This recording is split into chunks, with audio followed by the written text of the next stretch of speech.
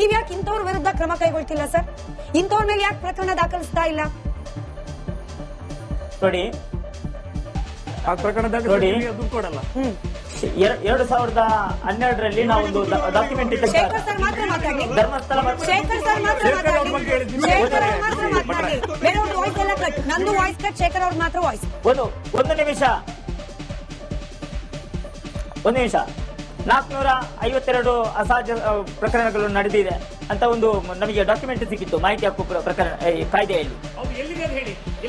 ಆ ಮಾಹಿತಿ ಹಕ್ಕು ಕಾಯ್ದೆಯ ಪ್ರಕರಣ ಅಂತ ಇದು ಕಾಯ್ದೆಯ ರಿಪೋರ್ಟ್ ಅನ್ನು ಹಿಡ್ಕೊಂಡು ಉಗ್ರಪ್ಪನವರ ನೇತೃತ್ವದ ಮಹಿಳಾ ಮತ್ತು ಮಕ್ಕಳ ಮೇಲಿನ ದೌರ್ಜನ್ಯ ತಡೆ ಸಮಿತಿ ಏನಿದೆ ಅದಕ್ಕೆ ನಾನು ದೂರು ಕೂಡ ಕೊಟ್ಟಿದ್ದೇನೆ. ಅದರ ಭಾಗವಾಗಿ ಅದು ಆ ರಿಪೋರ್ಟ್ ಕೂಡ ಸರ್ಕಾರಕ್ಕೆ ವರದಿಯಾಗಿ ಕೊಟ್ಟಿದ್ದಾರೆ. ಅದನ್ನು ಮೊನ್ನೆ ಅಧ್ಯಕ್ಷರಾದ ಉಗ್ರಪ್ಪನವರು ಹಲವಾರು ಬಾರಿ ಹೇಳಿದ್ದಾರೆ. ಅಲ್ಲ ಸರ್, ಅದನ್ನೇ ಮುಂದಿಟ್ಟುಕೊಂಡು ಈ ಯೂಟ್ಯೂಬರ್ಸ್ಗಳು ವರದಿ ಮಾಡಿರುವಂತದ್ದು. ಅದರಲ್ಲಿ ಪ್ರತ್ಯೇಕವಾಗಿ ಹೇಳಿಲ್ಲ. ನಂಗೊಂದು ಡೌಟ್, ಇವಾಗ ಯೂಟ್ಯೂಬರ್ಸ್ ನೆಲ್ಲ ಕರೆದು ವಿಚಾರಣೆ ನಡೆಸ್ತಾ ಇದ್ದಾರೆ.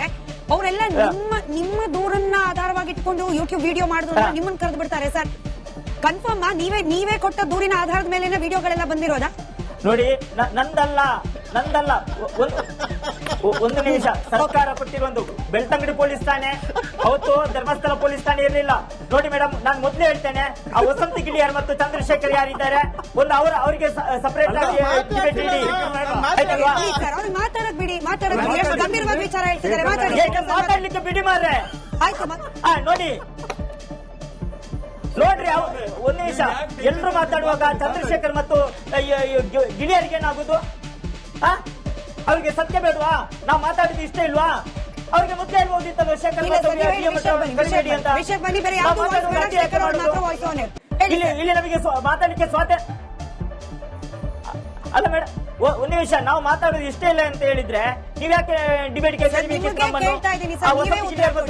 ಅವರನ್ನ ಇಬ್ಬರನ್ನೇ ಕೂರಿಸಬಹುದಿತ್ತಲ್ವಾ?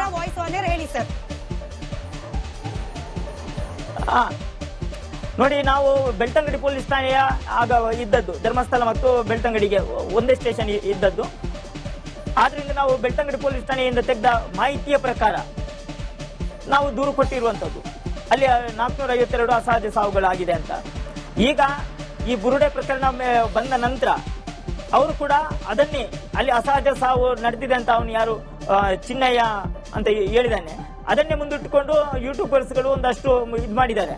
ಮತ್ತೆ ನಾನು ಯಾವುದೇ ಯೂಟ್ಯೂಬರ್ಸ್ ನೋಡ್ಲಿಲ್ಲ, ಆಯ್ತಲ್ವಾ? ಮತ್ತೆ ಇವತ್ತು ನಾನು ಬಹಳ ಸ್ಪಷ್ಟವಾಗಿ ಹೇಳುವಂತದ್ದು, ವಸಂತ ಗಿಳಿಯಾರ್ ಮೇಲೆ ಯಾಕೆ ಕಂಪ್ಲೇಂಟ್ ಕೊಟ್ಟದ್ದು ಅಂತ. ಅವರು ಈ ಒಟ್ಟು ಪ್ರಕರಣವನ್ನು ಇಟ್ಕೊಂಡು ಅಲ್ಲಿ ಧರ್ಮಗಳ ಮಧ್ಯೆ ಒಡಕು ಮೂಡಿಸುವಂತ, ಸಂಘರ್ಷ ಮೂಡಿಸುವಂತ ಕೆಲಸವನ್ನು ಸಾಮಾಜಿಕ ಮಾಧ್ಯಮದಲ್ಲಿ ಮಾಡ್ತಾ ಇದ್ರು. ಬಹಳ ಮುಖ್ಯವಾಗಿ ಇವತ್ತು ಧರ್ಮಸ್ಥಳಕ್ಕೆ ಮಸಿ ಬಳಿತಾ ಇದ್ದಾರೆ ಅಂತ ಹೇಳ್ತಾ ಇದ್ದಾರೆ. ಒಂದು ನಿಮಿಷ, ಧರ್ಮಸ್ಥಳಕ್ಕೆ ಮಸಿ ಬಳಿತಾ ಇದ್ದಾರೆ ಅಂತ ಹೇಳ್ತಾ ಇದ್ದಾರಲ್ವಾ? ಮೊದಲು ಮಸಿ ಬಲ್ದದ್ದು ವಸಂತ ಗಿಳಿಯಾರ್. ಧರ್ಮಸ್ಥಳದ ದೇವಸ್ಥಾನವನ್ನು ಮುಂದಿಟ್ಟುಕೊಂಡು, ಅದರ ಫೋಟೋವನ್ನು ಮುಂದಿಟ್ಟುಕೊಂಡು, ಅದರ ಸುತ್ತ ಇರುವ ಏನು ಚರ್ಚ್, ಮಸೀದಿ, ದೈವಸ್ಥಾನ ಅದನ್ನೆಲ್ಲ ಮರೆಮಾಚಿ ಕೇವಲ ಮಸೀದಿಗಳಿದೆ ಅಂತ ಚಿತ್ರೀಕರಿಸಿ ಇವತ್ತು ಜಿಹಾದಿಗಳು ಧರ್ಮಸ್ಥಳದ ವಿರುದ್ಧ ಹೋಗ್ತಾ ಇದ್ದಾರೆ. ಹಿಂದೂಗಳಿಗೆ ಆಗಬೇಕು ಅಂತ ಇನ್ನೊಂದು ಕ್ರೈಸ್ತ ಮಿಷನರಿಗಳು ಬೆಳ್ತಂಗಡಿ ತಾಲೂಕಿನಲ್ಲಿ ಹಿಂದೂಗಳ ಮನೆಯಲ್ಲಿದ್ದ ಏನು ತುಳಸಿ ಕಟ್ಟೆಯನ್ನು ಹೊಡೆದು ಹಾಕಿ ಅಲ್ಲಿ ಶಿಲುಬೆಯನ್ನು ನೆಟ್ಟಿದ್ರು. ಮತ್ತೆ ಧರ್ಮಸ್ಥಳ ಗ್ರಾಮಾಭಿವೃದ್ಧಿ ಯೋಜನೆ ಧರ್ಮಸ್ಥಳ ತಾಲೂಕಿನಲ್ಲಿ ಏನು ಕಾರ್ಯಾಚರಣೆ ಮಾಡಿದ ನಂತರ ಅಲ್ಲಿನ ಏನು ಕ್ರೈಸ್ತ ಮಿಷನರಿಗಳು ನಡೆದಂತಹ ಏನು ಶಿಲುಬೆಗಳನ್ನು ಬಿಸಾಡಿ ಅಲ್ಲಿ ಮತ್ತೆ ತುಳಸಿ ಕಟ್ಟೆಯನ್ನು ಪುನಃ ಸ್ಥಾಪನೆ ಮಾಡಿದ್ದಾರೆ ಅಂತ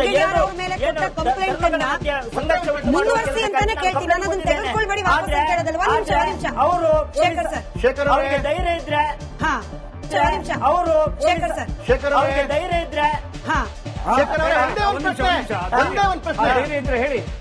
ಹೇಳಿ ಒಂದು ನಿಮಿಷ. ವಸಂತ ಗಿಳಿಯಾರ್ಗೆ ಆ ಪ್ರಕರಣವನ್ನು ಎದುರಿಸುವ ಧೈರ್ಯ ಇಲ್ಲ. ಅವರು ಹೈಕೋರ್ಟ್ಗೆ ಹೋಗಿ ಅದನ್ನು ಎಫ್ಐಆರ್ ರದ್ದು ಮಾಡಿ ಅಂತ ಹೇಳಿದ್ದಾರೆ.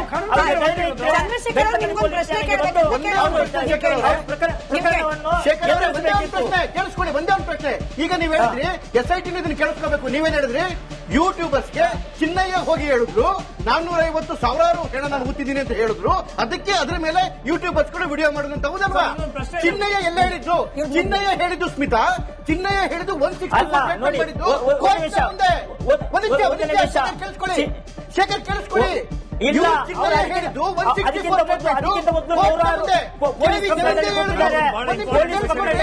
ನಾನು 106 ಊಟ ಹಾಕಿದ್ದೇನೆ ಅಂತ ಹೇಳಿದ್ದಾರೆ. ಕೇಳಿಸ್ಕೊಳ್ಳಿ, 106 ಊಟ ಹಾಕಿದ್ದೇನೆ ಅಂತ ಪೊಲೀಸ್ ದಕ್ಷಿಣ ಕನ್ನಡ ಜಿಲ್ಲಾ ಕೆವಿ ಧನಂಜಯ್ ಇವರು ಅಡ್ವೊಕೇಟ್ ಹೇಳ್ತಾರೆ. ಅವರು 164 ಅಲ್ಲಿ ಏನ್ ಹೇಳಿದ್ರು ನನಗೆ ಗೊತ್ತಿಲ್ಲ ಅಂತ. ಅಂದ್ರೆ ಚಿನ್ನಯ್ಯನ ಅಡ್ವೊಕೇಟ್ ಗೆ ಗೊತ್ತಿಲ್ಲ ಚಿನ್ನಯ್ಯ ಒಳಗಡೆ ಏನ್ ಹೇಳಿದ್ರು ಅಂತ ಹೇಳಿ. ಅದು ಇವ್ರಿಗೆ ಗೊತ್ತಾಯ್ತು, ಸಮೀರಿಗೆ ಗೊತ್ತಾಯ್ತು, ಯೂಟ್ಯೂಬರ್ಸ್ಗೆಲ್ಲ ಗೊತ್ತಾಯ್ತು. SIT ಅವರೇ ನೋಡ್ಕೊಳ್ಳಿ, ಧರ್ಮಸ್ಥಳ ಪೊಲೀಸ್ ಠಾಣೆಗೆ ಕೊಟ್ಟ ದೂರಲ್ಲಿ ಏನಿದೆ? ದೂರಲ್ಲಿ ಏನಿದೆ? ಚಿನ್ನಯ್ಯ ಅಲ್ಲಿ ಸ್ಟೇಟ್ಮೆಂಟ್ಗೆ ಹೋಗುವ ಮೊದಲು ಧರ್ಮಸ್ಥಳ ಪೊಲೀಸ್ ಸ್ಟೇಷನ್ ದೂರಲ್ಲಿ ಏನಿದೆ? ನಾನು 100 ಶವಗಳನ್ನು ಊತಿದ್ದೇನೆ ಅಂತ. ಶೇಖರ್ ಒಂದು ಪ್ರಶ್ನೆ ಇವತ್ತು ಸ್ಪಷ್ಟವಾಗಿ ಉತ್ತರ ಹೇಳಿ. 452 ಅಸಹಜ ಸಾವುಗಳ ಬಗ್ಗೆ ನಿಮ್ಮ ಇಡೀ ತಂಡ ಹೇಳ್ತಾ ಇದೆಯಲ್ಲ, ಇಡೀ ಬೆಳ್ತಂಗಡಿ ಪೊಲೀಸ್ ಠಾಣೆಯಂತ ಅಥವಾ ಕೇವಲ ಧರ್ಮಸ್ಥಳ ಅಂತ ಹೇಳ್ಬೇಕು ನೀವು ಇದನ್ನ?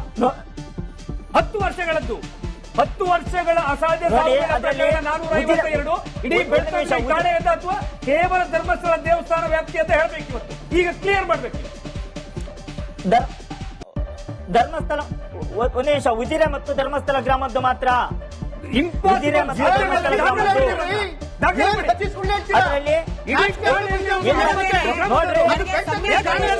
ಯಾರು ಸುಳ್ಳು ಹೇಳಿದ್ರು?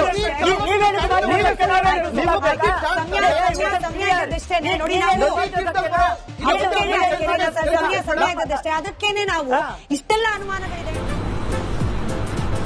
ಅಷ್ಟೇ.